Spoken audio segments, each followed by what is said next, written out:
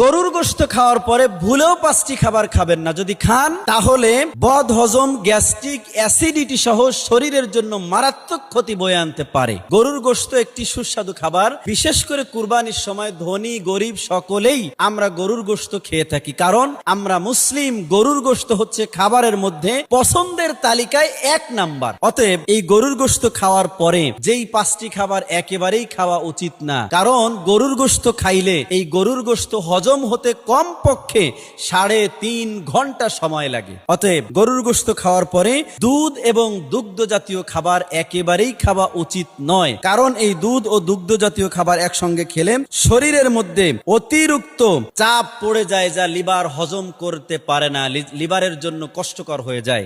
অতএব গরুর গোশত, তার সঙ্গে দুধ ও দুধ জাতীয় খাবার, দই। আমরা অনেক সময় ভালো খাবার খাওয়ার পরে দই খাই, কিন্তু এই দই খাওয়া উচিত নয়। দ্বিতীয় নাম্বার হচ্ছে গরুর গোশত খাওয়ার পরে চা বা কফি কখনোই খাবেন না, কারণ চা বা কফির মধ্যে রয়েছে ক্যাফেইন, যা থেকে শরীর গরম হয়। আর গরুর গোশত খেলেও শরীর গরম আর গরুর গোশত খেলেও শরীর গরম হয়। এই শরীর গরম হওয়ার কারণে দেখা যাবে যে আপনার স্ট্রোক হয়ে যেতে পারে। অতএব গরুর গোশত খাওয়ার পরে কখনোই চা বা কফি আপনি খাবেন না।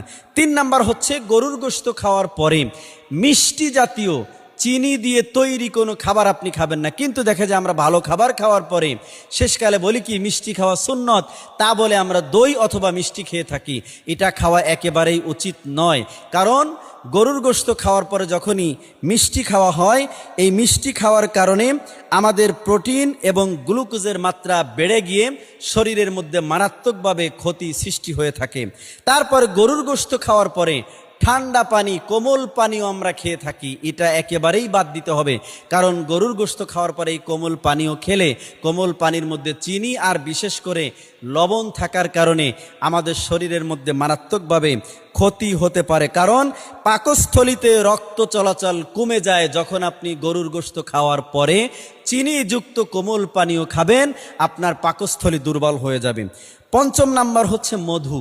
মধু খাওয়ার পরে অথবা গরুর গোশত খাওয়ার পরে মধু খাওয়ার পরে গরুর গোশত খাওয়ার পরে মধু, এই 2টা একসঙ্গে কখনোই খাওয়া যাবে না। যদি খান তাহলে আপনার এই 2টা খাবার শরীরকে গরম করে তুলবে।